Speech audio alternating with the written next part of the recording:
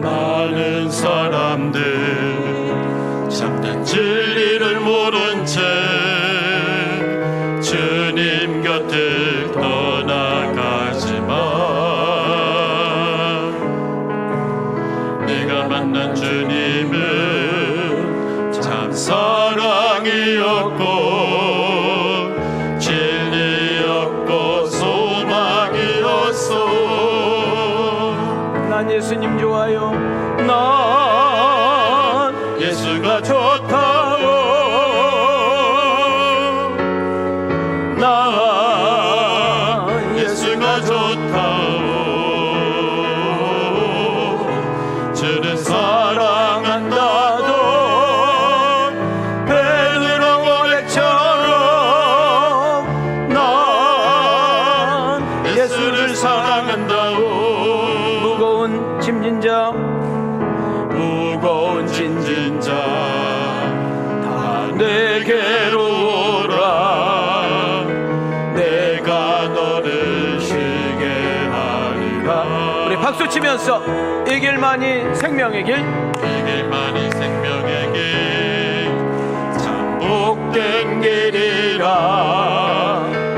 항상 내게 들려주셨소. 난 예수님 좋아요. 난 예수가 좋아요. 난 예수가 좋다고. 주를 사랑한다던 베드로 고백처럼 난 예수를 사랑한다고. 그대가 만일 참된 행복을 찾거든 예수님을 만나보세요. 그분으로 인하여 참 평안을 얻으면 나와 같이 고백할 거요. 나와 같이 고백할 거요. 우리 두 손 들고 신앙 고백합니다. 난 예수가 좋다고. 난 예수가 좋다고. 주를 사랑한다던 자기 이름을 댑니다.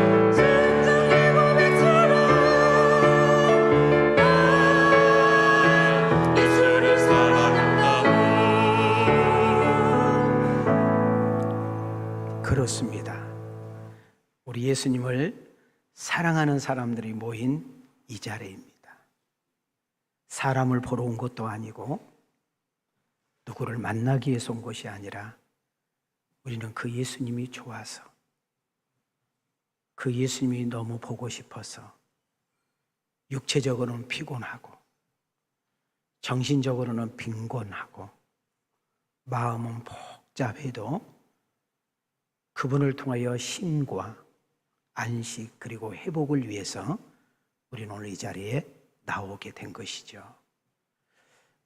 교회에 나올 때는 어떤 모습으로 오셨든지 간에 예배를 마치고 운전하고 집으로 돌아갈 때는 여러분 입가에서 웃음이 띄어지고 여러분 마음의 속으로는 찬양이 울려 퍼지는, 그리고 그 복잡하게 느껴지고 힘겹게 느껴지고 속상하게 느껴진 것들을 내려놓고 하나님께 맡기고 내려갈 때에는 가벼움과 기쁨과 은혜가 충만한 그런 시간이 되어지기를 주님의 이름으로 축원합니다. 지금 기간이 어떤 기간이에요? 장마 기간이에요. 근데 지금 전 세계가 기후가 좀 변동이 생겼죠. 많이 덥기도 했다가 비도 오락가락하는 그런 시기를 우리는 보내고 있습니다. 경쟁 시대에 살고 치열한 시대에 살다 보니까 거기서 살아남으려면은 열심히 살 수밖에 없죠. 몸을 많이 움직일 수밖에 없는 그런 시대에 살다 보니 많이 피곤하고 지친 모습으로 이 자리에 앉아 있기도 합니다.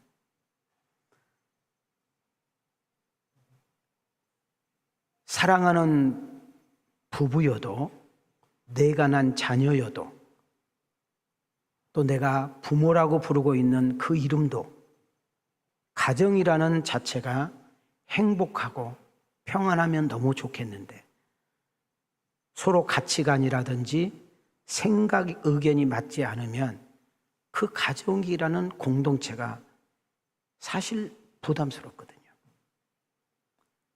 가치관도 다르고 생각도 다르고 마음도 다르고 방향도 다른 사람들이 함께 모여 있는 곳이 직장이라는 것입니다. 그래도 우리는 먹고 살아야 되니까 맞춰야 되고 맞춰 가야 되고 참아야 되고 그냥 넘어가야 될 일들 많잖아요. 그리고 우리 이렇게 말을 합니다. 나는 어떤 직원 때문에 직장 못 다니겠다고. 나 그 과장 보기 싫어서, 그 대리 보기 싫어서, 나는 그 전무 보기 싫어가지고 참 힘들다고. 이런 분도 있을 수 있죠. 우리는 누군가에게 상처를 받았다. 나 그 사람에게 상처받았어.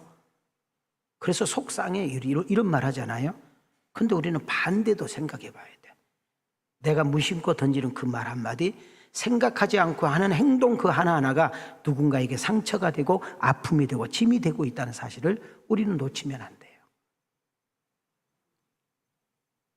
그런 무거운 마음으로, 그런 버거운 마음으로 오늘 이 자리에 앉아 계신 분들도 많이 있을 거라는 생각이 듭니다. 저는 담임 목사로서 축복합니다. 우리 성령님께서 사도행전에만 역사하셨던 성령님이 아니라 지금 이 자리에 우리 성령님께서 여러분 한 분 한 분에게 안수해 주는 은혜가 있기를 축복합니다.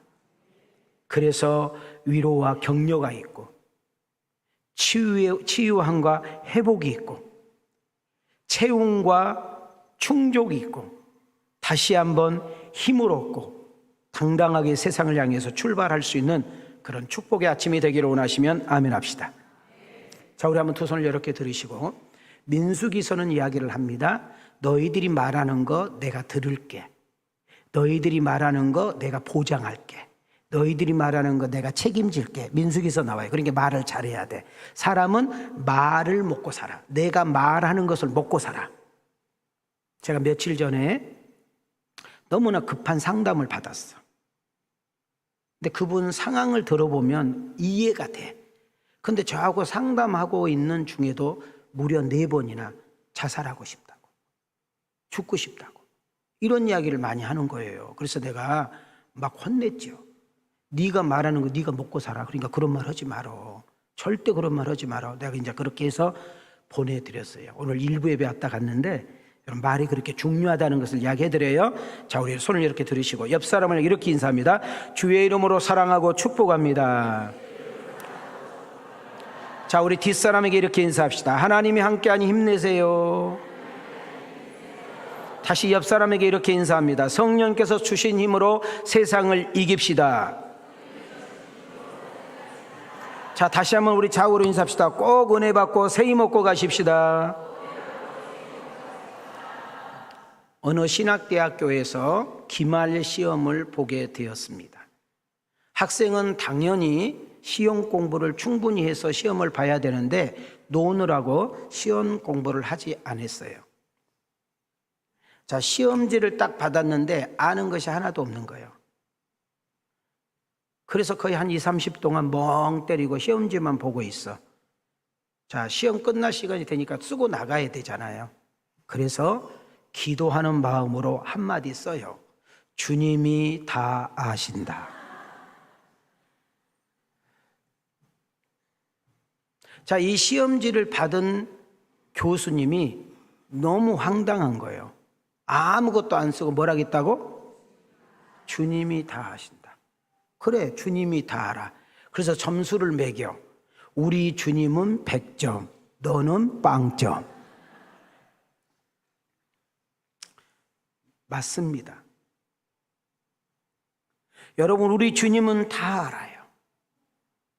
우리는 간혹 속상할 때, 우리는 간혹 힘들 때, 우리는 간혹 억울한 일을 당할 때, 우리는 간혹 힘든 일을 만날 때, 정말 생각지 않게끔 인생이 어긋나고 삶이 전혀 예상치 못한 것으로 흘러갈 때 우리는 이렇게 분명합니다. 나를 누가 알아? 내 속을 누가 알아? 이 속을 누가 알겠어? 라고 우리는 하소연을 합니다. 기억하십시오. 우리 주님께서는 모든 것을 아십니다.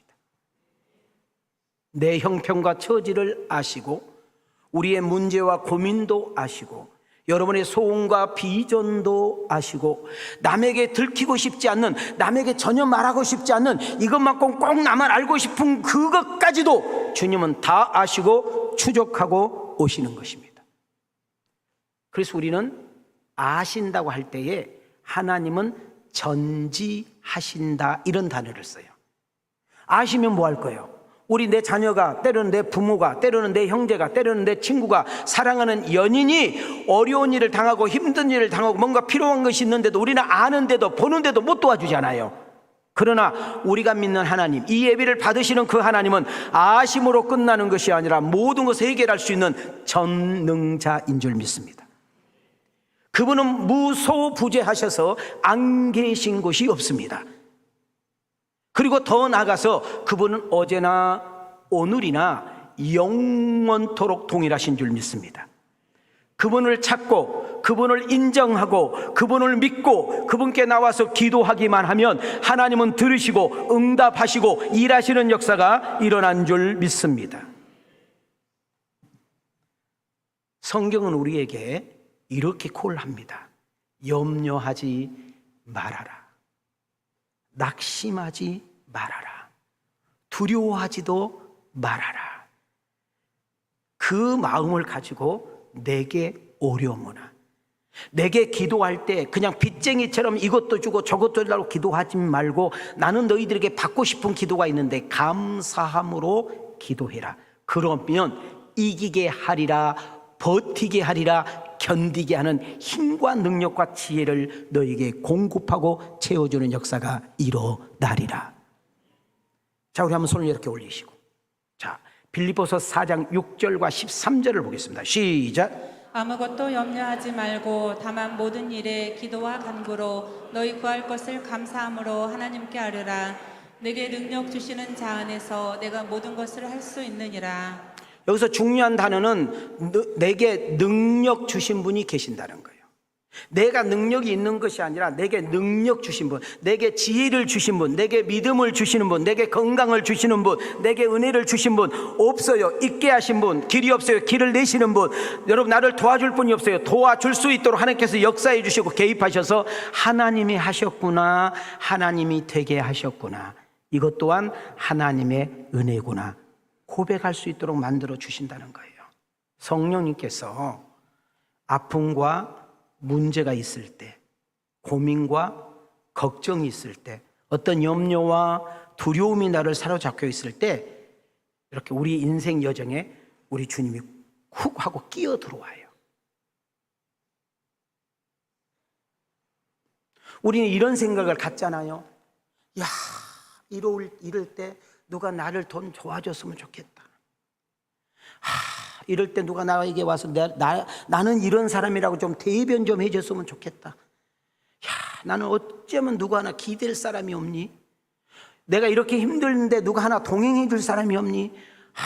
나는 외롭다. 정말 나는 불쌍한 존재다. 그런데 전혀 예상도 못하고 생각도 못했는데 힘 있는 사람이, 능력 있는 사람이, 실력 있는 사람이 내 인생에 훅 끼어 들어와서 내가 도와드릴게요. 내가 뭘 도와주면 좋겠어요? 내가 당신 대변해 드릴게요. 천군만만 얻는 거잖아요.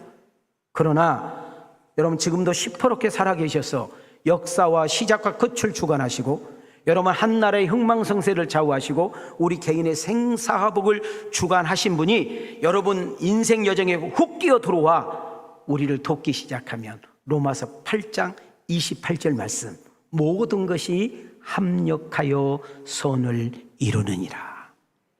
할렐루야. 여러분 혹시 베드로 아십니까?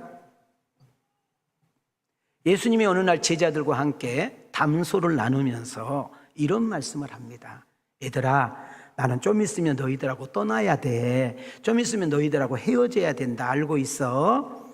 아니, 나는 좀 있으면 죽어. 너희들이 더 이상 볼 수 없는 날이 올 거야. 그렇게 했을 때 여러분 막 제자들이 웅성웅성합니다. 아니, 이제까지 그럼 우리는 당신 따라왔는데, 당신 보고 내가 뭐 한 자리 기대하고 따라왔는데, 아니 당신 떠나버리고 당신 죽어버리면 우리는 뭐가 되냐고 막 이런 이야기 저런 이야기 막 웅성웅성하고 있을 때 베드로가 딱 나타나서 이런 말을 합니다. 예수님, 걱정하지 마세요. 다른 것들 다 떠나고 변질하고 그래도요, 나 베드로는 의리의 사나이, 예수님이 어디 가든지 함께 할 것이며 예수님이 계신 곳에 내가 꼭 함께 있을 겁니다 하고 큰 소리를 쳤어. 이걸 뻥쟁이라고 그래요. 예수님이 드디어 이 땅에 오신 목적을 실현하기 위해서 여러분 붙잡힌 것이 아니라 붙잡혀 주신 것이고, 고문 당한 것이 아니라 고문을 당하셨고, 여러분 그들에게 모든 짓밟힘과 야유를 받는 것이 아니라 그분은 그렇게 하심으로 인하여 우리의 나음과 자유를 주시는 은혜가 있는 줄 믿습니다. 그런데 베드로가 예수님 말대로 너희들 내가 고난을 당할 때, 어려운 일을 당할 때 다 너희들은 흩어져서 없어질 거야 그랬을 때 베드로가 뭐라고 그랬어요? 아이고 그러지 마시라고, 나는 끝까지 당신하고 함께 있을 거니까. 함께 있었어요. 성경에 보니까 어떻게 표현하냐면 예수님이 붙잡혀 갈 때 멀찍이 떨어간 베드로, 멀찍이 떨어간 베드로로 설명해요. 예수님이 빌라도 재판에서 재판을 받고 있을 때 여러분 베드로가 쫙 구석대에 이렇게 쭈그리고 앉아 있어.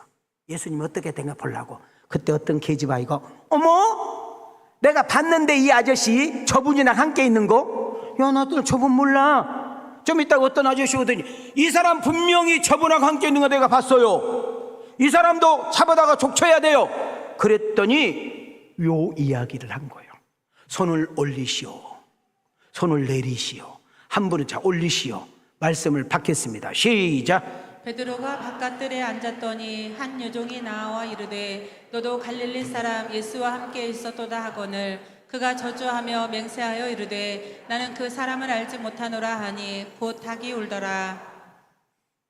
예수님이 죽으시고 3일 만에 말씀대로 약속한 대로 부활하셔요. 근데 예수님이 제자들과 헤어지기에 뭔 말을 하냐고 그러냐면, 너희들은 나를 부인하고 너희들은 나를 떠나버린다 할지라도 내가 부활하면 가장 먼저 너희를 찾아갈 거다, 이렇게 약속을 하셔. 성경은 어떻게 흘러가요? 예수님이 십자가에 죽어버리자 제자들은 다 뿔뿔이 헤어졌고 고향으로 내려가 다시 고기를 잡는 일들로 이렇게 배경이 전개되잖아요.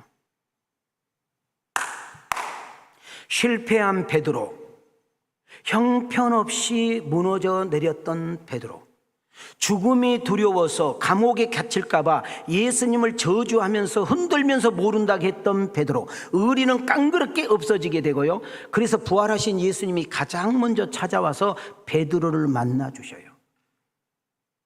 형편없는 베드로, 정말로 더 이상 쓸데없는, 더 이상 쓰고 싶지 않는 베드로잖아요. 근데 그 베드로를 찾아와서 주님이 한마디 던지는 거예요.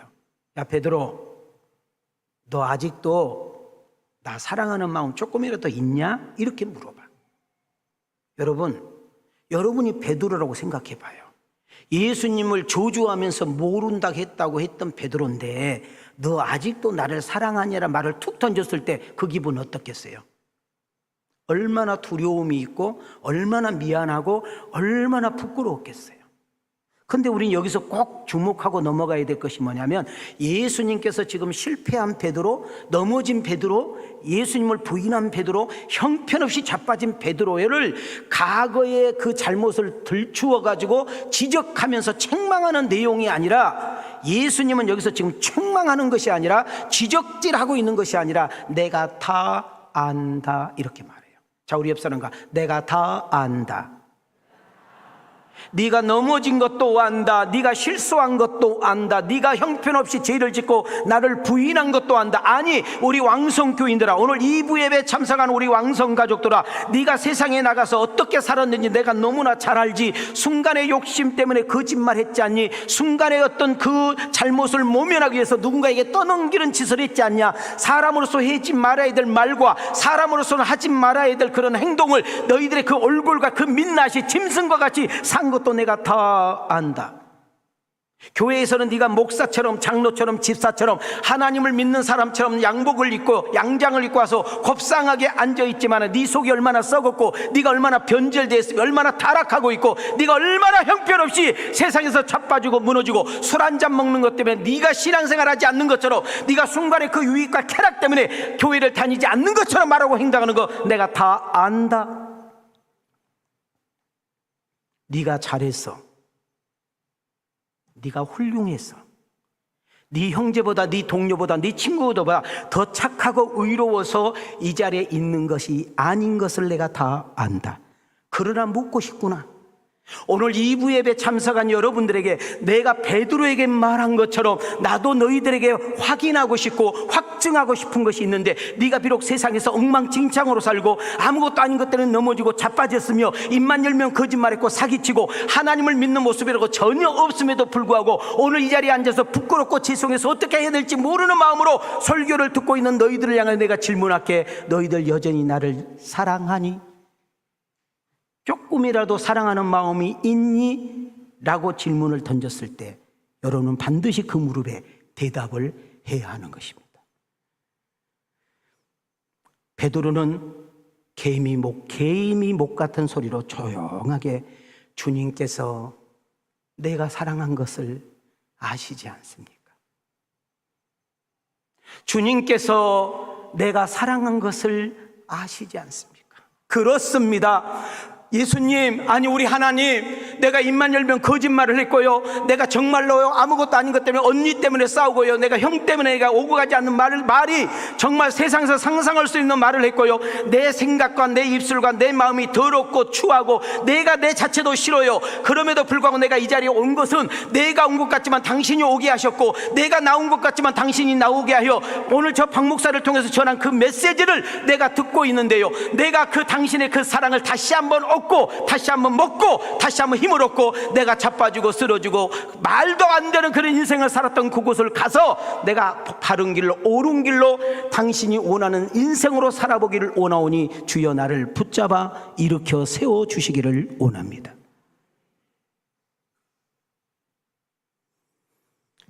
요한복음 21장 17절로 가겠습니다. 시작. 세 번째 이르시되 요한의 아들 시몬아, 내가 나를 사랑하느냐 하시니, 주께서 세 번째 내가 나를 사랑하느냐 하심으로 베드로가 근심하여 이르되, 주님 모든 것을 아시오매 내가 주님을 사랑하는 줄을 주님께서 아시나이다. 예수께서 이르시되 내 양을 먹이라. 주님께서 아시나이다. 뭐를 할까요? 나의 허물, 나의 약점, 나의 악함, 나의 못되먹음, 나의 더럽고 추한 그 모든 것을 다 아시고 오늘 이 자리에 초청하신 겁니다. 제가 이 근래에 많이 쓴 단어 중에 하나가 뭔지 알아요? 교회에서 예수 믿지 말고 교회 밖에서 예수 믿자, 이 말을 많이 하잖아요. 교회만 다니는 종교인이 되지 말고 세상에서 진짜 크리스찬이 되기를 원한다라고 이야기하잖아요. 자, 두 주먹을 이렇게 치세요. 자, 옆 사람 보고 이렇게 인사합시다. 교회만 다니지 말고 예수 믿으세요. 시작. 자, 뒷사람에게 교회 그만 다니고 예수 믿으세요. 그렇습니다. 예수님은 나를 위해서 오셨습니다. 나 같은 죄인을 위해서 오셨다고 말씀하셨잖아요. 마가복음 9장 13절입니다. 시작. 너희는 가서 내 긍휼을 원하고 제사를 원하지 아니하노라 하신 뜻이 무엇인지 배우라. 나는 의인을 부르러 온 것이 아니요 죄인을 부르러 왔노라 하시니라. 자, 예수님은 나 같은 죄인을 위해서 오셨다는 거예요. 자, 예수님이 우리를 사랑하신다 했네요. 하나님이 우리를 사랑하신다 했나요? 그 사랑의 증거가, 사랑의 증표가 십자가에서 나타난 줄 믿습니다. 여러분, 누가 나를 위해서 죽어줄 수 있단 말입니까? 누가 나를 대신해서 감옥 갈 수 있단 말입니까? 누가 나를 대신해서 그 어마어마한 빚을 갚아줄 수 있단 말입니까? 누가 나를 위해서 정말로 신장 이런 것들을 기증할 수 있단 말입니까? 이 세상에 오시는 그 예수, 수많은 아낙네와 사람들이 돌멩이를 던지고 여러분 물매질을 하고 침을 뱉어도 아무 말 하지 않으셨던 예수, 마지막 십자가 위에서 군병들이 장난을 칩니다. 네가 진짜 하나님의 아들이거든, 네가 진짜 그 약속한 메시아이거든, 내려와 봐라. 그럼 내가 믿을게. 우리 예수님이 내려오면 우리에는 희망이 없습니다. 그분은 십자가에 죽으셔야만 우리가 사는 역사 일어난 줄 믿습니다. 창조주께서, 전지전능하신 그분께서 말씀 한마디로 하늘과 땅을 움직이시는 그 능력자가 여러분과 나를 살리기 위해서 죽어주실 뿐만 아니라 모든 것을 인내하시고 오래 참으심으로 인하여 하나님의 놀라운 사랑을 먹고 있다는 사실을, 우리가 낙심될 때마다, 우리가 포기하고 싶을 때마다, 우리의 인생이 깡그리째 무너지고 자빠질 때마다 나는 왜 이것밖에 안 되지, 나는 왜 이런 실력밖에 안 되지, 나는 왜 이런 월급밖에 못 받지, 내 인생 왜 이렇게 되는 거야, 내가 왜 저런 인간 만나서, 내가 왜 저런 남편 만나서, 내가 왜 저런 부모 저런 사람 만나서 내 인생 이것밖에 안 되지 하고 싶을 때 딱 하나 기가십시오. 나는 존귀한 사람이잖아. 나는 살아갈 만한 존재잖아. 내가 비록 넘어지고 자빠지고 수많은 정말 엄격히 속에서 헤매고 있다 할지라도 나를 사랑하신 분이 있잖아. 나를 기대하신 분이 있잖아. 나를 끝까지 바라보시면서 기다려주신 분이 계시잖아. 여러분과 나는 존귀하고 보배로운 존재라는 사실을 놓치지 않기를 소망합니다. 요한일서 4장 10절로 가겠습니다. 시작. 사랑은 여기 있으니 우리가 하나님을 사랑한 것이 아니요 하나님이 우리를 사랑하사 우리 죄를 속하기 위하여 화목제물로 그 아들을 보내셨음이라. 오늘 2부 예배 나온 여러분들, 또 온라인으로 함께 들어와서 예배를 드리는 분들에게 꼭 제가 부탁드립니다. 우리는 지혜로워야 돼요. 자, 뭐 해야 된다고요? 자, 봐요. 나보다 더 잘 믿는 사람, 나보다 더 행복하게 사는 사람, 나보다 더 인생 앞장서 사는 사람, 나보다 더 인생 위대하게 사는 사람, 뭔가 나보다 더 나은 사람을 보면 우리는 어떤 습성이 있느냐, 자꾸 끌어내리려고 그래. 옛날에 말이야, 제가 가난한 집이었고, 옛날에는 공부도 못했고, 옛날에는 찌질이었고, 옛날에 내 표 오지도 못했어, 꼭 이런 이야기해. 그러면 안 돼. 여러분이 얼마나 형편없는 존재라는 사실을 여러분 스스로 고백하는 거예요. 나보다 더 잘 믿어, 나보다 더 잘 살아, 나보다 더 행복해, 나보다 더 열심히 해, 뭔가 배울 것이 있어, 뭔가 나은 인생 삶이, 그걸 통해서 내가 배우고 습득하고 가면 돼. 그런데 잘 봐요. 내가 존경했던 사람, 나는 가까이 가기도 힘든 어떤 범주하기도 어려운 그 사람, 정말 우러러봤던 사람, 대단했던 사람이 여자 문제로, 돈 문제로 등등으로 넘어지고 자빠졌을 때 우리는 그럴 줄 알았어 하고 난도질하는 것이 아니라, 이야, 저런 분이 넘어졌어? 내가 저렇게 좋아하고 존경한 분이 그 문제 때문에 이렇게 쓰러졌단 말이야. 우리 이런 걸 통해서 다시금 옷깃을 여매시고, 여러분 그 넘어짐과 자빠짐을 통해서 우리는, 아, 나도 넘어질 수 있겠구나, 나도 얼마든지 그런 인생을 살 수밖에 없는 존재구나, 하나님의 은혜를 구해야 되겠구나 라고, 그 또 안 좋고 어려운 부분에서 또 배우는, 얻어드는 그런 은혜가 있어야 될 줄 믿습니다. 그럼 여기서 우리가 느끼는 것이 뭐예요? 우리는 단 하루도 성령님이 붙잡아 주지 않으면, 우리는 베드로가 3번 부인하는 것 때문에 막 이런 인간이 다 있어. 여러분과도 얼마든지 그런, 여러분 베드로의 모습이 나의 모습이고 베드로의 고백이 나의 고백이라는 거예요. 우리는 베드로보다 더 훨씬 더 악하게 못된 짓을 할 수밖에 없는 그런 사람이에요. 그래서 우리 주님께서 너무너무 멋있는 말을 요한복음에서 이야기해요. 자, 요한복음 15장 5절. 자, 우리 손 한번 이렇게 올려봐. 기억하라는 거예요. 시작. 나는 포도나무여 너희는 가지라. 그가 내 안에 내가 그 안에 거하면 사람이 열매를 많이 맺나니 나를 떠나서는 너희가 아무것도 할 수 없음이라. 자, 여기서 우리 꼭 기억하십시오. 가지가 나무가 될 필요는 없어요. 가지의 사명은 나무에 붙어 있으면 돼요. 아무리 건강한 가지, 푸른 가지, 싱싱한 가지, 큰 가지라 할지라도 나무에서 떨어 나오는 순간 장작이 되는 거예요. 쓸모없는 나무가 되는 거예요. 그러면 어떻게 돼요? 그냥 부엌에 들어가는 거지요. 우리는 여기서 뭘 느낄 수 있어요? 우리는 단 하루도 성령님의 도우심이 없이는, 단 하루도 성령님의 붙드심이 없이는, 단 하루도 성령님의 은혜가 없이는 나는 아무것도 할 수 없다는 사실을 기억해야 돼. 자, 우리 오늘 2부 지자 우리 강병주 집사가 성악가잖아요. 내가 아무리 노래를 잘 부르고 연습을 하고 수없이 연습을 했어도, 여러분 세상 사람은 자기의 목소리를 자랑하고 자기를 들으려고 애쓰지만은 적어도 강병주 집사는 오페라를 할 때 어떤 것을 노래를 부를 때 항상 성령님 당신께서 도우시고 당신께서 이 목소리를 움직여 주셔야 합니다. 근데 놀라운 사실은 그렇게 하고 단상에 서서 내가 노래를 부르고 할 때 그분이 나와 함께 하시고 나를 돕는 것을 느낀다는 거예요.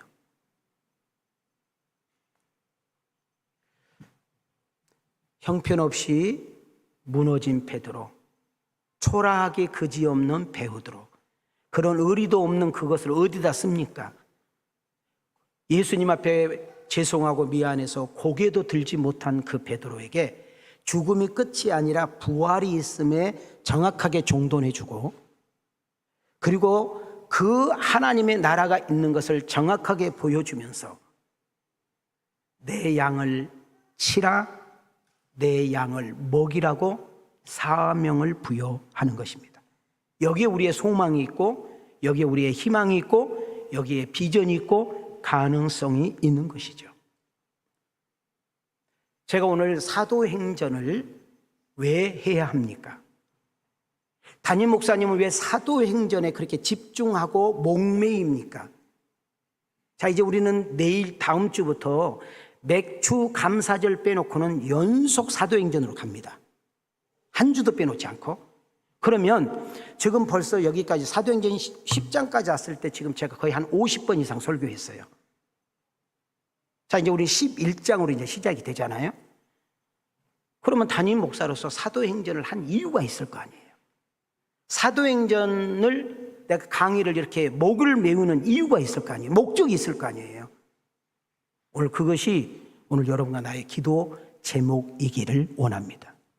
첫 번째가 예수님이 약속하신 대로 정확하게 10일 만에, 예수님이 떠나시고 10일 만에 오순절날 마가의 다락방에서 모여 기도할 때 약속대로 성령이 오셨다는 거예요. 성령이 오신 이유는 두 가지예요. 우리에게 능력을 주기 위해서. 여기서 능력은 우리에게 맡겨주는 일들, 우리가 하고 있는 일들을 넉넉하게 감당하기 위해서 능력을 부어주신다는 거예요. 그리고 그 능력이 너에게 오면은 여러분 온 세상 땅 끝까지 이르러 그 예수가 증거되기를 원하는 것이 우리 하나님의 마음인 줄 믿습니다. 자, 저를 보세요.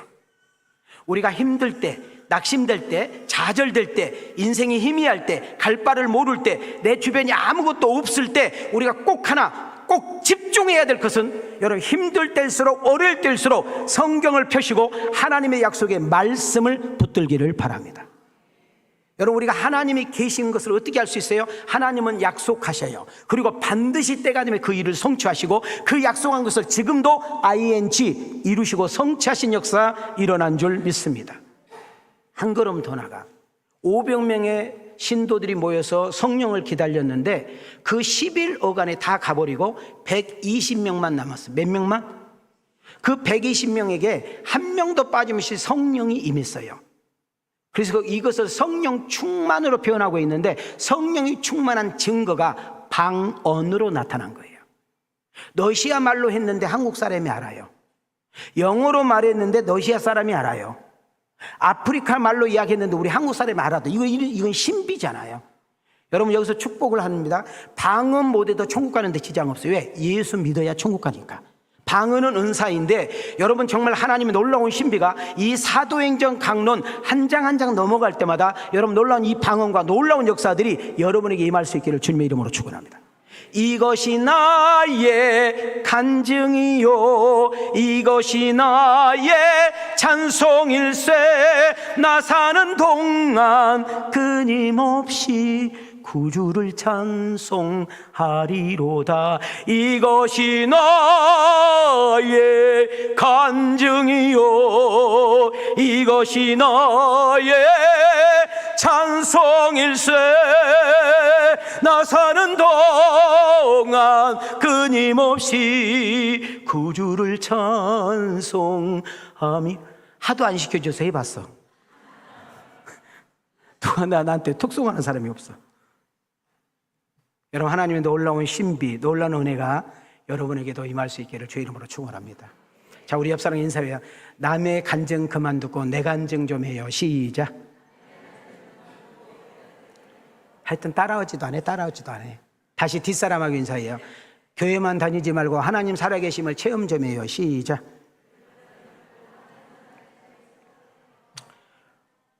우리 왕성교회를 출입하는 모든 성도님들에게 성령의 임재하심과 성령의 열매와 성령의 간증과 성령의 역사를 체험하고 그 체험을 간증하는 주인공들이 되기를 원하시면 아멘합시다.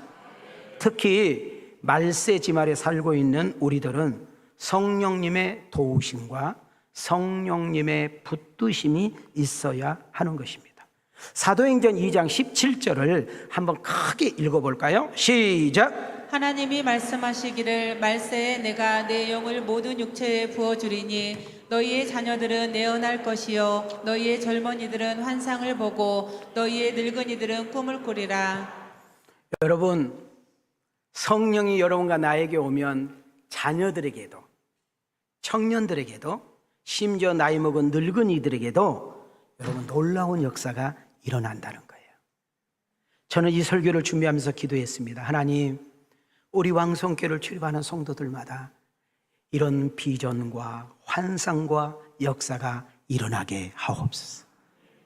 잃어버렸던 꿈이 회복되게 하시고 사라진 소망이 새로워지게 하시고 다시 한번 두 주먹을 불끈 쥐고 성령이 주신 그 힘으로 새롭게 시작할 수 있는 축복의 역사가 있게 하옵소서. 자, 여러분들만 찬양 한번 부르겠습니다. 우리 박수 치면서 마지막 날에 내가 나의 영으로 모든 백성에게 부어 주리라. 자녀들은 애용할 것이요 청년들은 환상을 보고 아비들은 꿈을 꾸리라. 주의 영이 임한 자녀들은 애용할 것이요 청년들은 환상을 보고 아비들은 꿈을 꾸리라. 주의 영 우리 두 손 들고 성령이여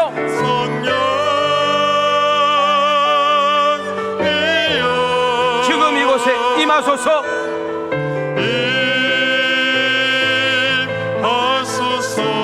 성령이여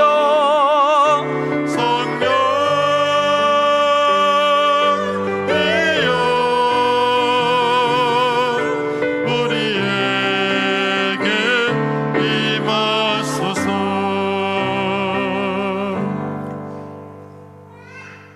쓰러졌던 베드로, 실패했던 베드로, 힘없이 무너지고 자빠졌던 그 베드로가 부활하신 예수님을 만남으로 우리의 인생이 죽음이 끝이 아니라 부활이 있구나. 그리고 하나님 나라에서 진짜 영원히 사는 축복을 확증을 받습니다.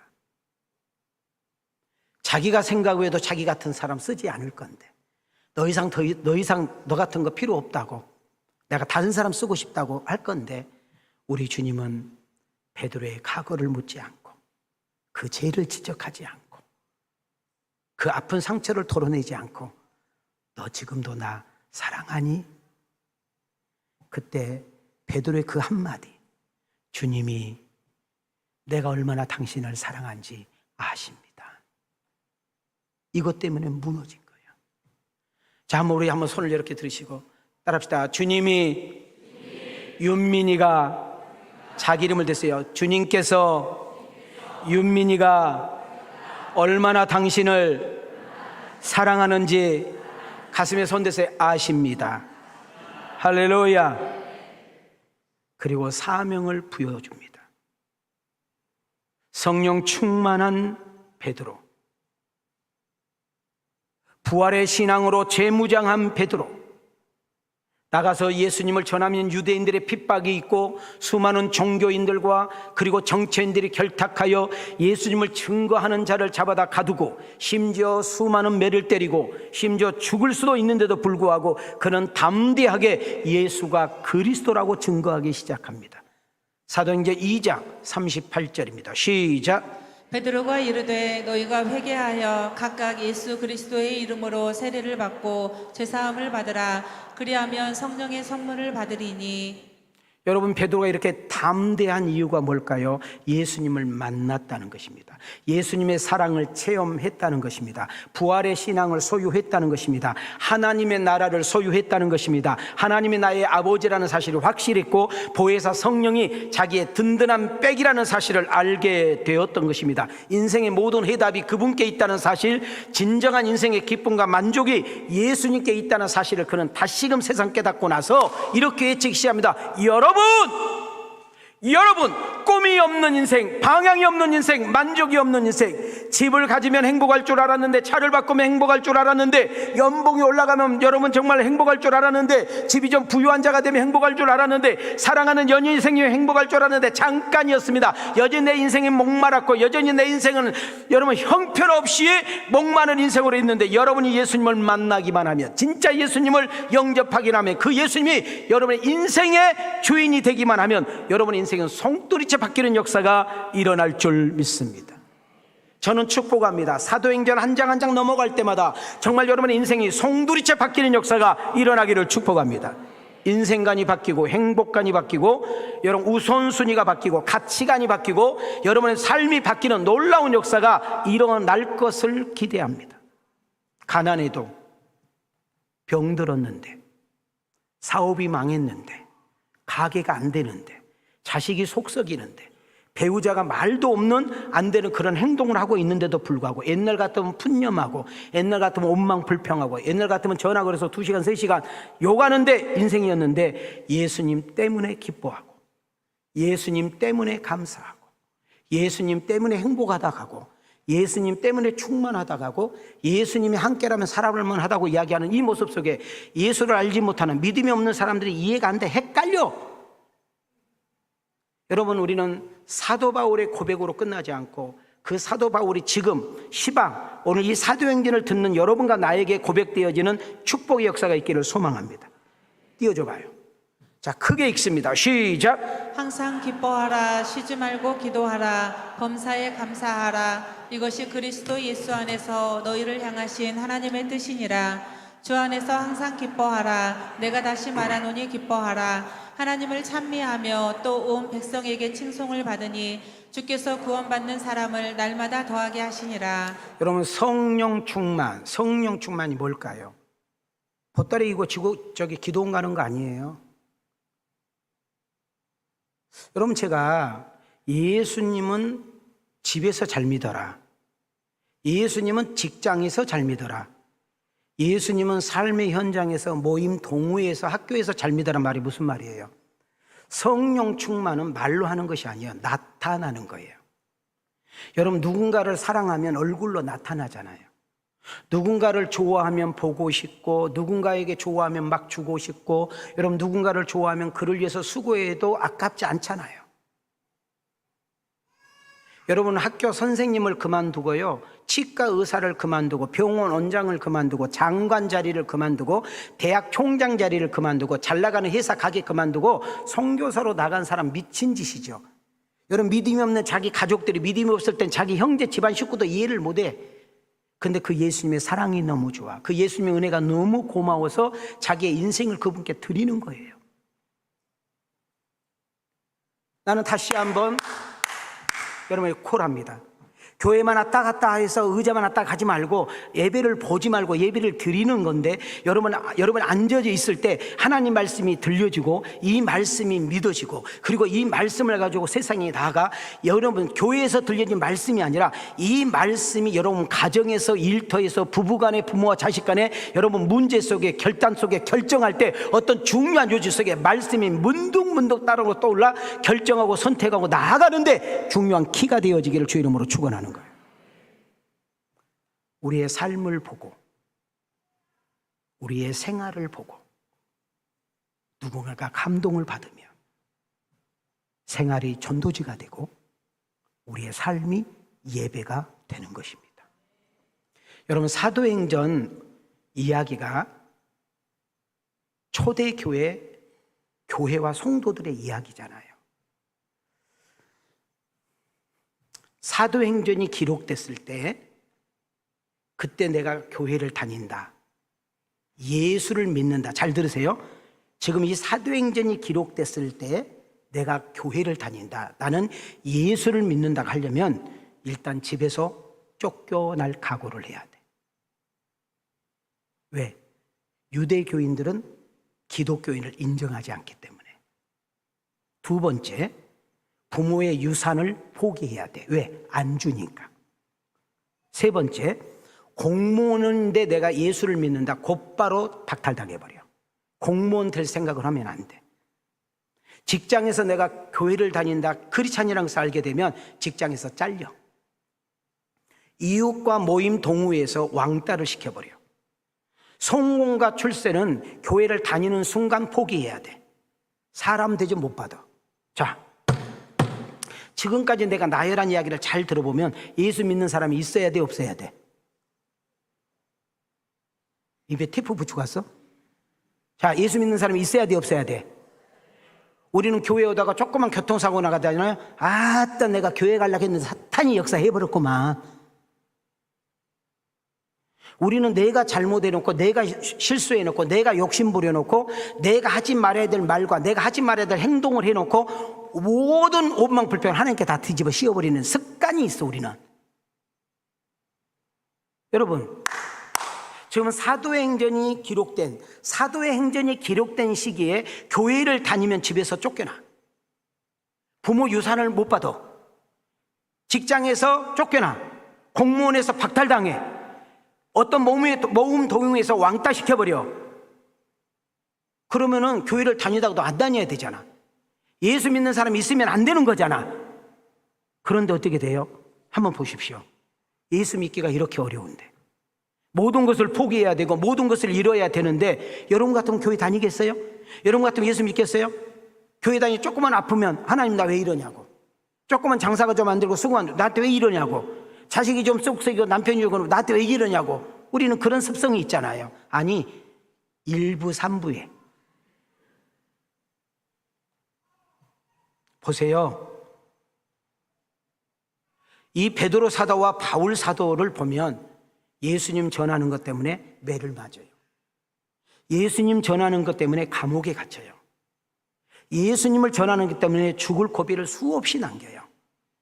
예수님을 전한다는 이유 때문에 쫓겨다니면서 숨을 수밖에 없는 일도 생겼어요. 그럼 베드로, 바울 그냥 때려쳐야 되잖아요. 근데 감옥에 쳐넣으면 거기서 부흥회가 열려. 거기서 감옥에서 쳐넣어가지고 혹시 갈까봐 2중, 3중으로 했는데 그냥 자동적으로 감옥이 열리고 쇠사슬이 풀리면서 그냥 가버려. 요 정도로 직살나게 두드러 패면 그 예수 안 믿겠다 하는데 웃으면서 예수 믿으라고 전도해버려. 도대체 길이 없어. 여러분, 교회만 다니지 마시고 예배당만 출입하지 마시고 나는 장로님이다, 권사님이다, 집사님이다 하지 마시고, 나는 믿음의 연수가 몇 년인데, 나는 성경을 몇 독 읽었는데, 내가 예수를 내가 몇 년 믿었는데 이제 그만해요. 예수 믿지 않는 내 부모는, 예수 믿지 않는 내 친구는, 예수 믿지 않는 내 친정 식구는, 예수 믿지 않는 내 남편, 내 아내, 내 자식은 성경 몇 독 읽었느냐, 헌금 얼마나 드리냐, 교회에서 봉사 얼마나 하냐, 얼마나 교회에서 오래 사느냐, 전혀 관심이 없습니다. 세상 사람들은, 예수를 믿지 않는 사람은 나의 말하는 모습을 보고, 나의 행동하는 모습을 보고, 저 사람 달라졌네. 옛날 일만 열면 거짓말이었는데 저 사람 거짓말 안 한다이. 약속도 잘 지키네. 옛날에는 술에 쩔어 살더니 얼굴이 이렇게 밝아졌냐? 저 아줌마 저 쌈딱 아니에요? 저 우동네 쌈딱 어쩌면 이렇게 친절해졌어. 나한테도 인사하더라. 세상 종말이 올라나 봐.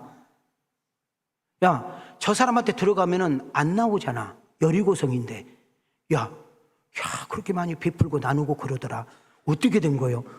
몰라, 왕성교회 다니는데 사도행전을 듣더니 저렇게 헷가득했대.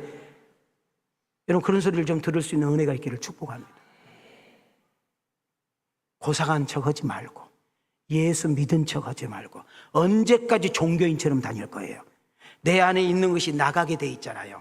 내가 알고 있는 것만 말하고요, 내가 가지고 있는 것만 나눌 수 있는데, 여러분 툭 치면 예수, 여러분 뚝 때리면 예수가 나올 수 있는 은혜가 있기를 축복합니다. 아니, 당신은 암인데 웃음이 나오냐? 야, 가게가 내일 모레 지금 접어야 되는데 웃음이 나와? 야, 너 회사 쫓겨났는데 그렇게 좋냐? 야, 그렇게 너 보면 뭐 나보다 더 훨씬 못하게 사는데 너는 왜 이렇게 기뻐? 너는 왜 이렇게 행복해? 도대체 너는 어떤 거니? 여러분, 부자가 BMW 타고 다니고 벤츠 타고 다니고 여러분 아파트 수십 평 사는 사람이 여러분 지하실 학고방하게 살고 있는 나에게 와서 물어야 돼. 그렇게 궁금해요. 그렇게 궁금하면 이번 주에 우리 왕성교회 갑시다. 깨달아지기를 주의 이름으로 축원합니다. 그래서 실제적인 이야기가 있잖아요. 어느 가정이 방배동에 이사를 왔어. 그럼 방배동이면 좀 수준이 있는 집이잖아요. 근데 방배동에 교회가 이렇게 잔뜩 있어. 그래서 어느 교회를 가족들이 가야 될까 궁금했어. 책을 들고 식구들이 나왔는데 도대체 어디 교회에 가야 돼? 근데 옆에서 경찰 아저씨가 있더래. 그래서 물어봤대. 아저씨, 우리가 이쪽으로 처음 이사 와서 교회를 가려고 하는데 혹시 어느 교회가 좋은 교회예요? 이렇게 물어봤더니 이 경찰이 했던 말을 잘 들으셔야 돼. 나는 교회를 안 다녀서 그건 잘 모르겠어요. 근데 예배를 딱 끝나면 그 시간에 다 나오잖아. 이쪽 교회, 저쪽 교회 쭉 나오는데 저쪽 교회에서 나온 사람들 얼굴이 발급이다. 못 알아듣는 성가대를 위해서 저쪽 줄에서 나오는 골목에서 나온 사람들 얼굴을 나쁘다기 발급디다. 내가 생각할 때는 그 교회가 좋은 교회 같은데? 자, 손을 들으시오. 옆 사람 보고 화장벌로 살지 말고 은혜벌로 삽시다. 시작. 여러분, 그 얼굴 가지고 전도가 되겠어요? 옆 사람 봐봐. 옆 사람 봐봐. 여러분 얼굴 보고 교회 나올 사람이 있겠는가? 나를 보지 말고. 우리가 사도행전을 통하여 여러분의 얼굴이 성령의 수술로 완전히 바뀔 수 있기를 축복합니다. 성령 수술 좋아하지 마요. 나중에 얼굴이 안 좋게 이그러져. 그러면 담임 목사님, 이제 마지막 결론이에요. 담임 목사님, 그렇게 사도행전에 올인한 이유, 사도행전에 그렇게 목을 메운 이유가 뭐예요? 사도행전 2장에 보면 예루살렘 교회가 나와요. 무슨 교회? 예루살렘 교회는 하루에 3,000명, 5,000명이 사람들이 몰려 들어와. 사도들이 오직 기도하고 말씀만 준비해야 되는데 어렵고 가난하고 병든 사람 신방하고 구제하다 보니까 그게 안 되는 거예요. 그래서 7 집사를 뽑아서 그 일을 맡겨. 여러분, 적어도 중요한 일 때문에, 어떤 소중한 일 때문에 우리 왕성교회 진로와 비전을 놓고 여러분과 함께 머리를 맞대고 이야기할 수 있는 사람이 여러분과 내가 되기를 축복합니다. 누가 쓰러졌을 때, 누가 힘들었을 때, 누가 아팠을 때, 누가 어려울 때 여러분들이 누구도 모르게 과일 바구니 하나 들고 돈 10만 원, 30만 원, 50만 원 들고 조용히 가서 집사님, 권사님, 성도님 어렵다고 해서 제가 이렇게 왔어요.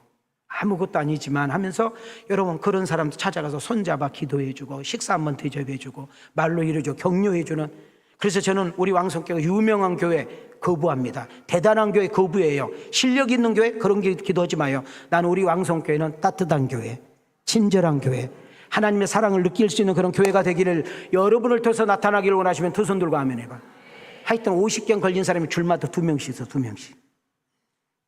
두 번째로는 사도행전 4장으로 넘어가면 바나바라는 사람이 있어요. 괜히 바나나가 먹고 싶네. 이 바나바는 사도들이 지치고 피곤하고 버다울 때일 때 자기 집에 초청해서 위로해주고 격려해주고 작은 식사 대접하면서 힘을 북돋아주는 일을 했다고 그래요.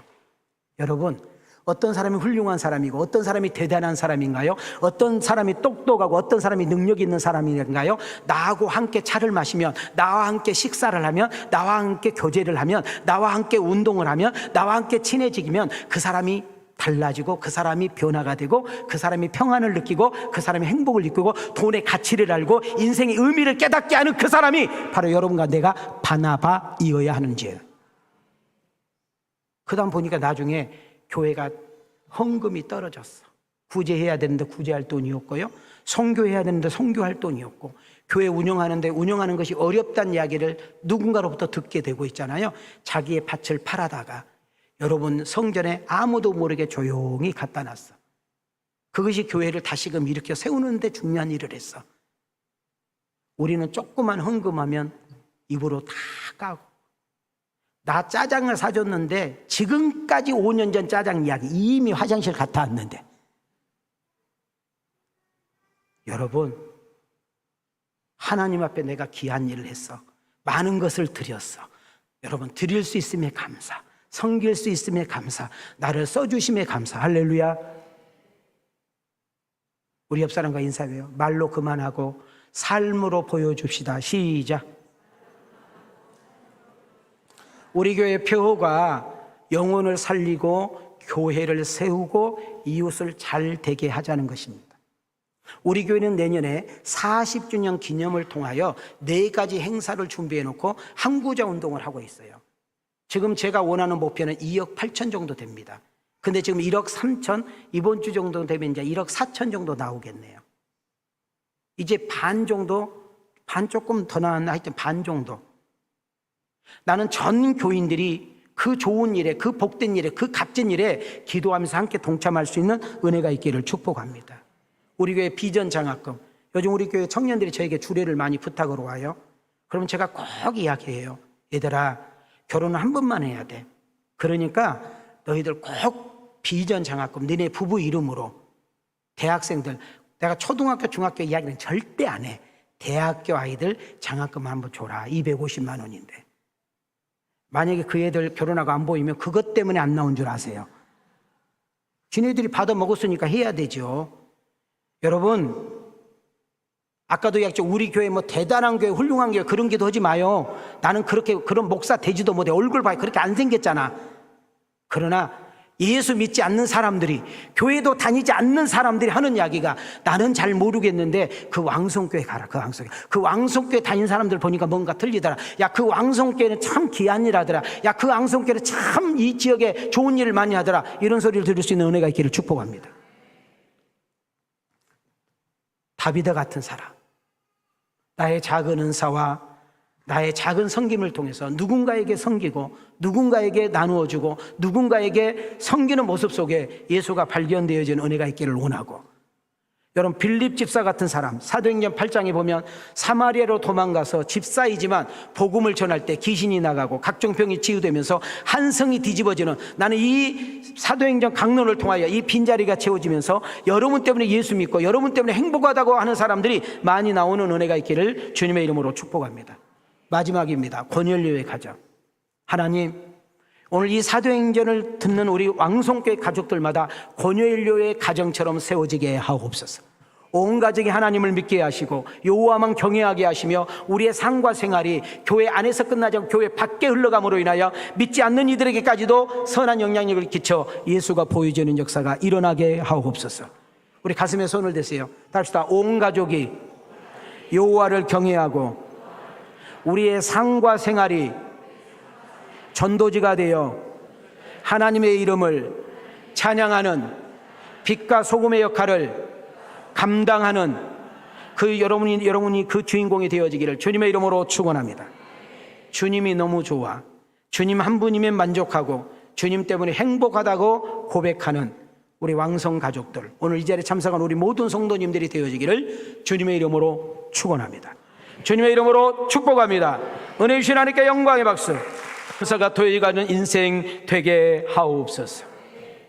이제는 우리 주 예수 그리스도의 은혜와 우리 하나님의 만극하신 사랑과 성령님의 감동감화 내주 역사심의 은총이 오늘 귀한 말씀 듣고 가슴에 새기고 다시 한번 새롭게 살겠다고 나아가는 아들과 딸들 머리 위에, 저들의 가정과 직장과 생업 위에, 왕성교회와 이 나라 민족 세계 선교 위에 영원토록 계실지어다.